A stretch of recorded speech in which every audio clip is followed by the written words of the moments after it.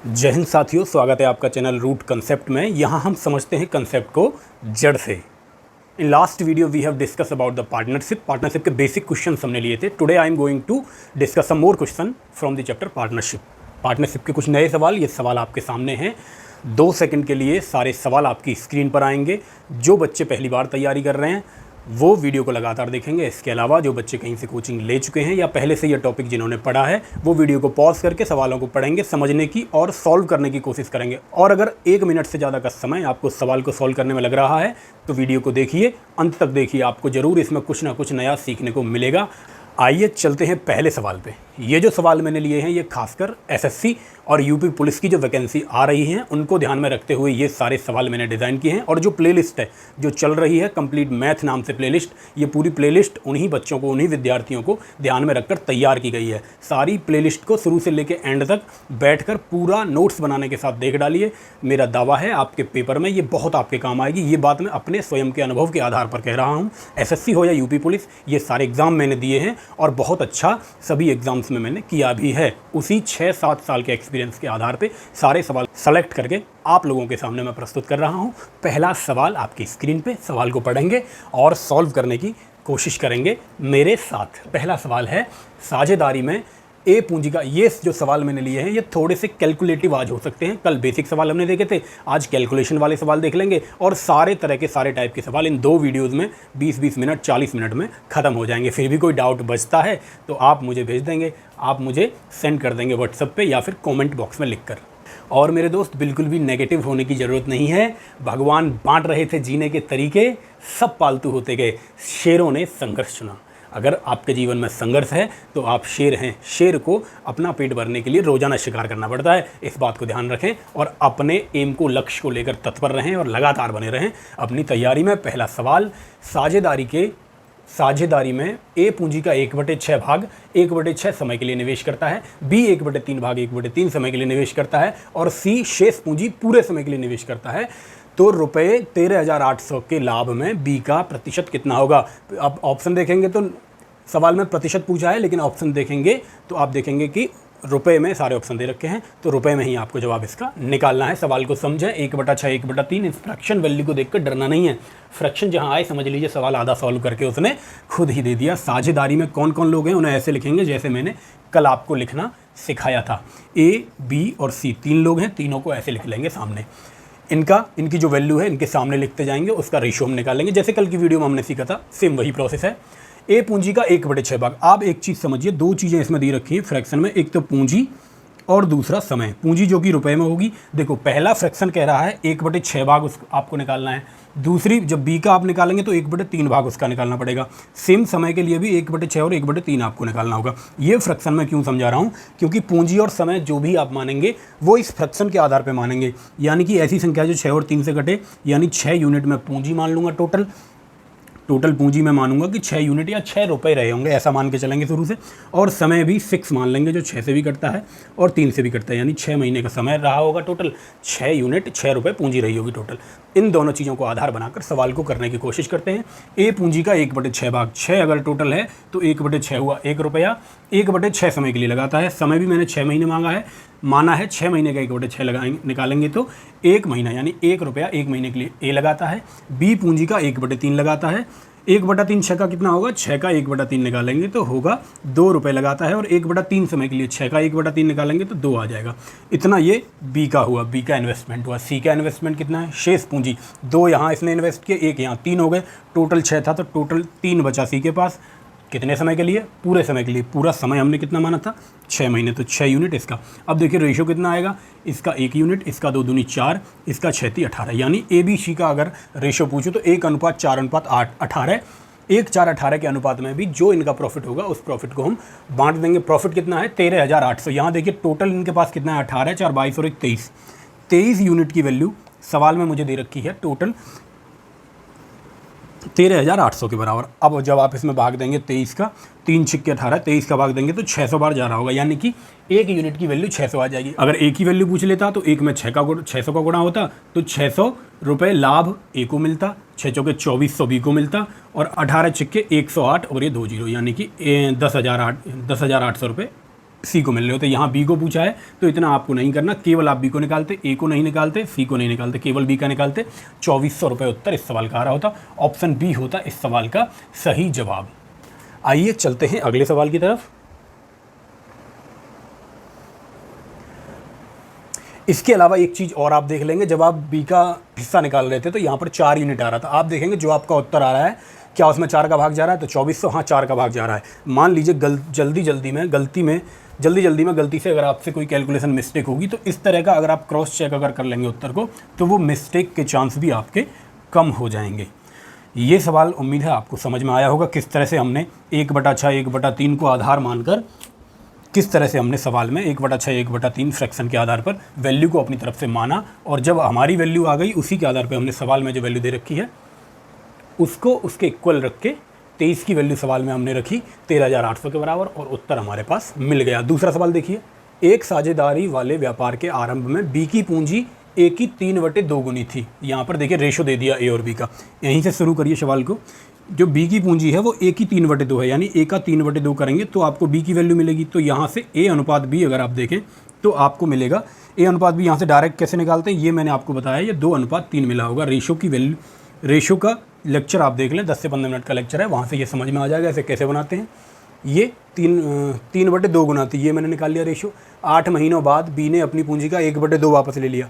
अब बताइए बी की वैल्यू 3 यूनिट है, जब वो वापस लेगा तो 3 का 1/2 भी आपको निकालना पड़ेगा इसी सवाल में।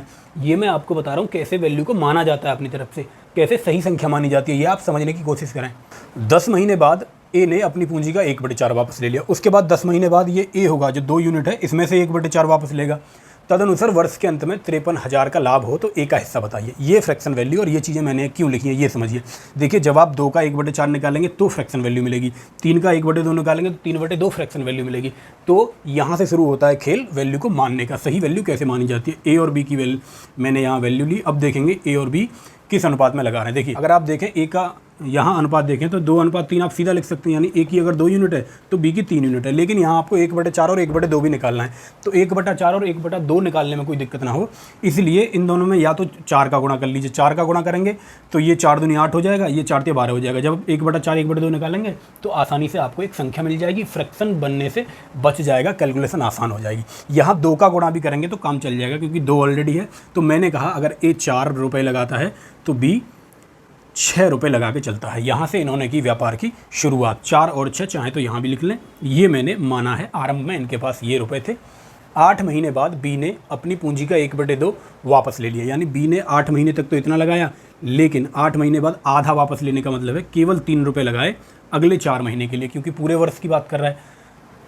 उसके बाद क्या होता है, 10 महीने बाद ए ने अपनी पूंजी का 1/4 वापस ले लिया, यानी ए ने 10 महीने तक लगाया और इसने वापस लिया 1/4, यानी 1 रुपया वापस ले लिया। केवल 3 रुपये लगाए इसने अगले 2 महीने के लिए, क्योंकि पूरे वर्ष की बात हो रही है। 10 महीने यहाँ हुए, बचे हुए 2 महीने, ये 3 रुपये इसने लगाए। ये चीज़ें मुझे लग रहा है आपकी समझ में आई होंगी। ये ए का इन्वेस्टमेंट हुआ, ये बी का इन्वेस्टमेंट हुआ। अब आपको चाहिए इसका रेशो, इसी रेशो में हम बांट देंगे 53,000 रुपये को। लाभ हमें पता चल जाएगा किसका कितना है।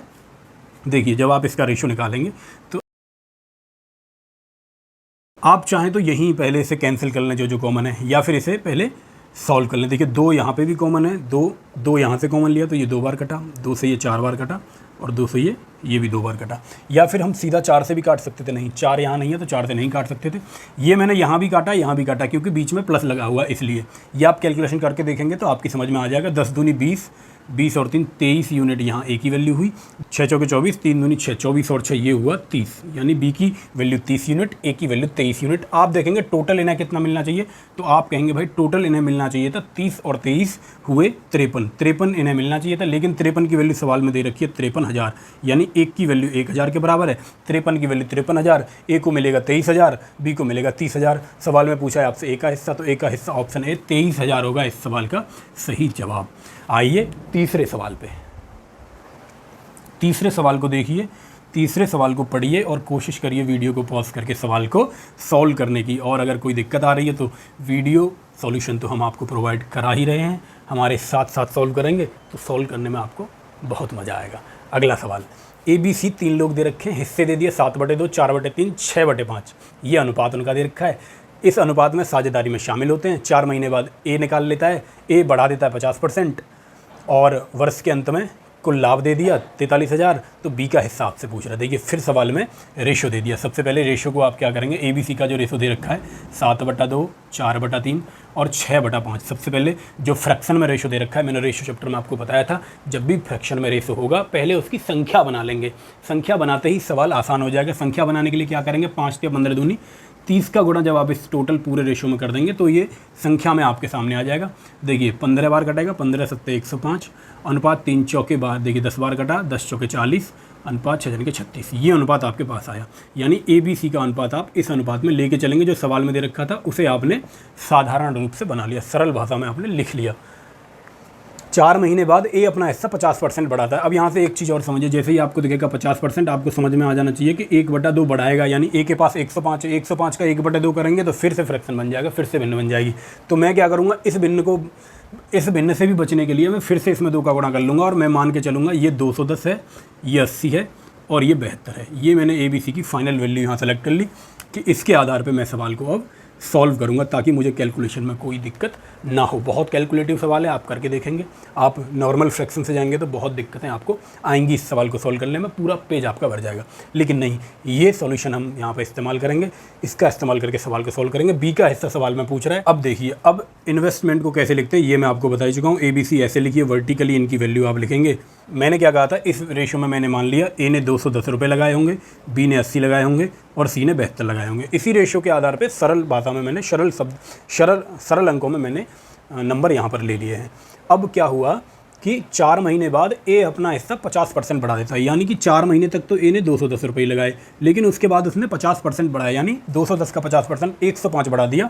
210 में 105 जोड़ेंगे तो 315 रुपये लगाए उसने। आगे कितने समय के लिए लगाए, आगे वर्ष के अंत तक, यानी अगले 4 महीने यहाँ हुए, 8 महीने तक ये उसने पैसे लगाए। इसके अलावा ये भी 12 महीने तक लगाता है, ये भी 12 महीने तक, क्योंकि इनके बारे में कुछ नहीं बताया तो ऑब्वियसली कॉमन सेंस से ये पूरे साल के अंत तक, यानी पूरे साल के लिए सभी लोग पैसा लगाते हैं। अब इनका नॉर्मल फ्रैक्शन आप बना लीजिए। नॉर्मल फ्रैक्शन कैसे बनाएंगे भाई, 4 से काटिए। सबसे पहले 4 यहाँ भी है, यहाँ से भी 4 कटा, 4 यहाँ से भी कटा, 4 यहाँ से भी कटा। अब देखिए और क्या क्या इसमें कॉमन आ रहा है। क्या 9 से कट सकता है, 9 से नहीं कटेगा।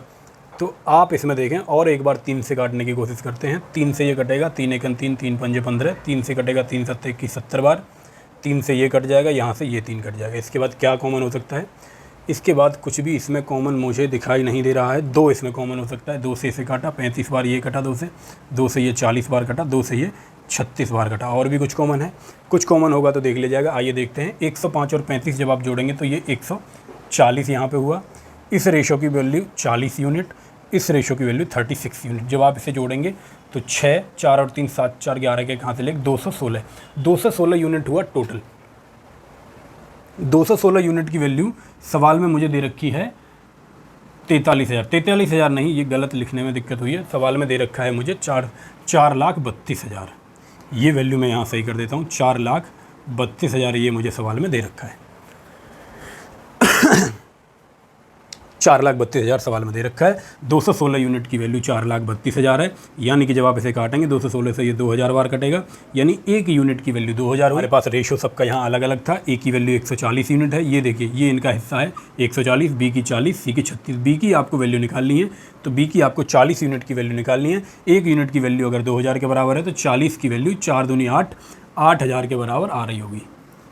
एक यूनिट की वैल्यू आपने देखा 432, सवाल में 2 जीरो थी, 432 और 2 जीरो थी, तो 1 जीरो हमारी यहाँ एक्स्ट्रा आ रही है। 1 जीरो को यहाँ से कम कर लो भाई। एक यूनिट की वैल्यू 200 के बराबर है तो 40 की वैल्यू 8000 के बराबर होगी। ऑप्शन डी इस सवाल का सही जवाब होगा। 8000 इस सवाल का हुआ सही जवाब। आइए अगले सवालों की तरफ हम बढ़ते हैं। चौथा सवाल देखते हैं। चौथे सवाल में क्या हो सकता है, किस तरह से हम इसकी कैलकुलेशन को थोड़ा आसान बना सकते हैं। इन्हीं चीज़ों को ध्यान में रखकर ये सारे सवाल जो मैंने लिए हैं बहुत ही शानदार सवाल हैं। आप देख ही रहे होंगे जो सवाल मैंने लिए हैं कौन कौन से पेपर में किस किस साल में सवाल आया है। बहुत शानदार सवाल हैं और आपके पेपर में भी ऐसा सवाल रिपीट होगा। और इस सवाल का कोई शॉर्टकट आपके पास नहीं है। इस सवाल को सॉल्व करने के लिए आपको रेशो निकालना ही पड़ेगा। आप देखिए चौथा सवाल, ABC क्रमशः 40,500, 45,000, 60,000 का निवेश एक व्यापार आरंभ करते हैं इतना निवेश देकर। 6 माह पश्चात सी 15,000 रुपये वापस ले लेता है, जबकि ए 4500 और निवेश कर देता है। 56,100 रुपये के वार्षिक लाभ में सी का भाग ए के भाग से कितना अधिक होगा, ये सवाल मुझसे पूछ रहा है। देखिए वही पुराना तरीका ABC तीनों को आप ऐसे लिखिए, वर्टिकली इनकी वैल्यू आप लिखेंगे। ए ने 40,500 लगाकर शुरुआत की, वहीं बी ने 45,000 लगाकर शुरुआत की, और वहीं सी ने व्यापार की शुरुआत की 60,000 रुपया लगाकर। कितने समय के लिए इन्होंने कितना पैसा लगाया समझते हैं। 6 महीने पश्चात सी ने 15,000 रुपये वापस ले लिए, यानी 60,000 6 महीने तक लगाया।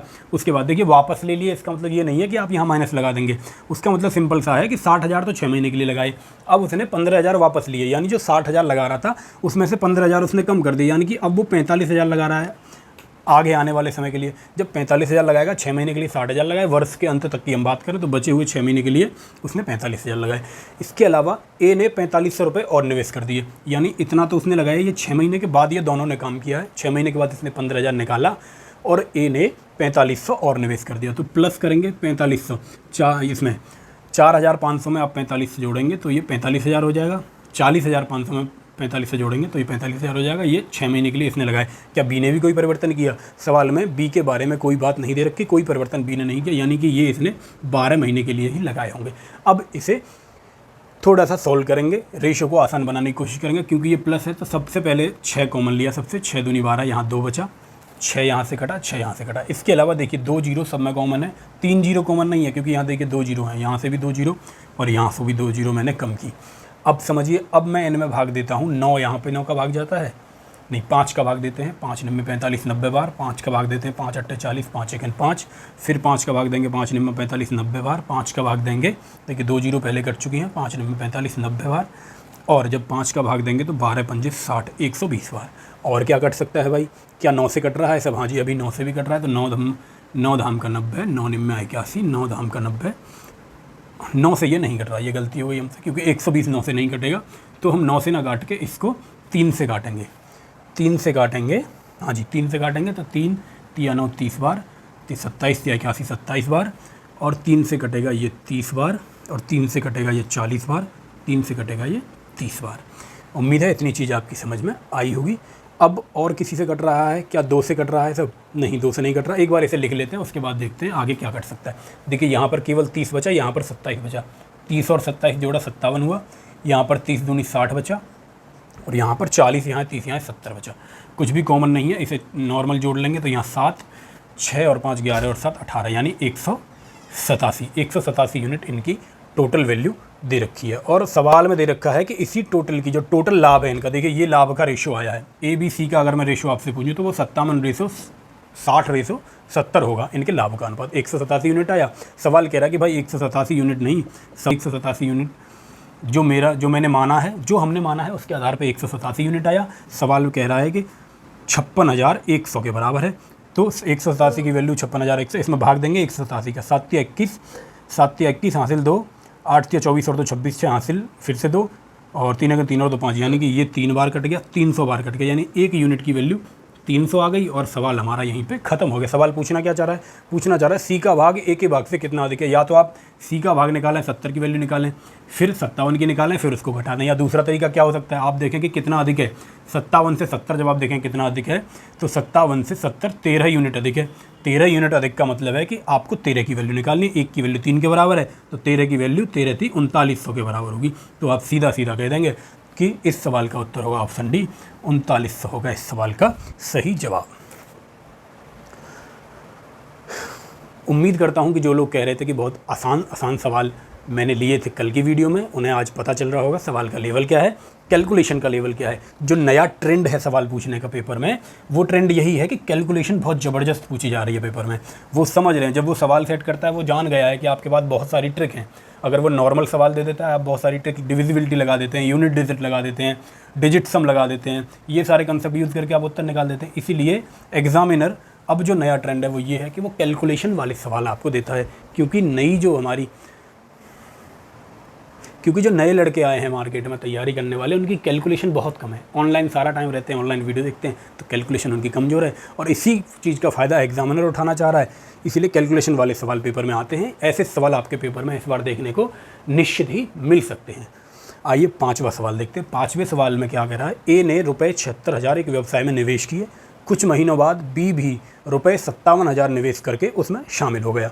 1 वर्ष बाद कुल लाभ को दोनों भागीदारों के बीच 2:1 के अनुपात में बांट दिया। यदि लाभ को उनकी पूंजी के हिस्से के आधार पर बांटा गया हो तो बी व्यवसाय में कितने महीने बाद शामिल हुआ था।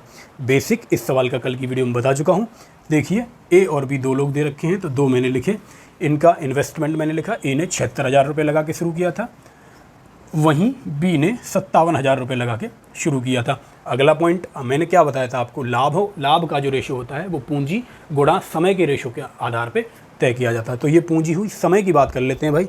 समय कितने, कुछ महीने बाद बी शामिल हुआ। बी के बारे में उसने नहीं बताया कितने समय के लिए शामिल हुआ है, लेकिन 1 वर्ष बाद। देखिए ए ने 76,000 निवेश किया और 1 वर्ष तक उसने निवेश किया, यानी इसका तो क्लियर है कि 12 महीने तक इसने लगाया, लेकिन इसका क्लियर नहीं है। मैंने कहा इसने एक्स महीने के लिए 57,000 रुपये लगाया होगा। लेकिन एक चीज़ इस बार सवाल में अलग दे दी कि उनका अनुपात 2 अनुपात है, यानी इसे जब सॉल्व करते हैं तो ये 2 यूनिट के बराबर निकलता है और ये 1 यूनिट के बराबर निकलता है। ये वाली चीज़ हम निकाल रहे थे इससे पहले सवालों में।